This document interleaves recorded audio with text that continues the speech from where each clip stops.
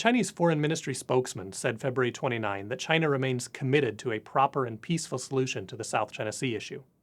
This came a day after the Foreign Ministry reiterated China's indisputable sovereignty over the South China Sea and said it was unlawful for any country or company to explore oil and gas resources in the sea areas under Chinese jurisdiction without permission of the Chinese government.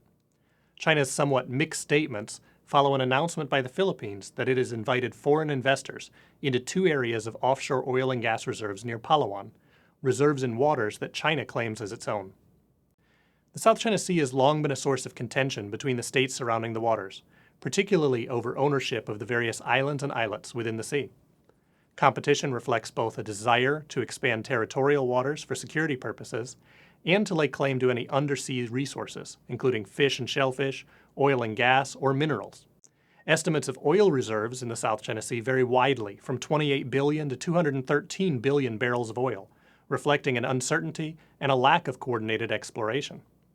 Should the higher numbers prove correct and the oil prove relatively easy to access given current technology, the increased production could dramatically shift the Asian energy landscape.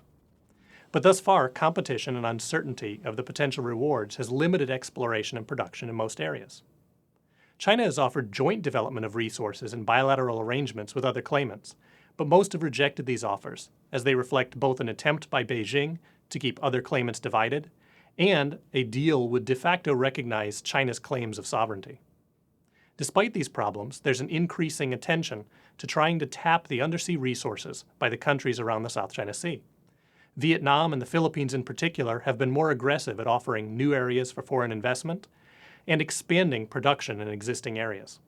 This has drawn the attention and the ire of China, and Beijing has made threats and threatening actions towards foreign energy firms investing in these projects. But with the continuation of high energy prices and the rising regional demand, there's a greater interest in exploiting the resources. And this is likely to increase rather than decrease regional tensions, and it may further encourage the United States and other peripheral powers like Japan and India into this contentious space and make the South China Sea a multilateral issue, something Beijing is keen to avoid. Ironically, as the countries are seeing incentive to expand or finally exploit resources in the South China Sea, the Chinese response may make potential investors think twice, lest they be caught up in confrontations or blocked from future opportunities in China.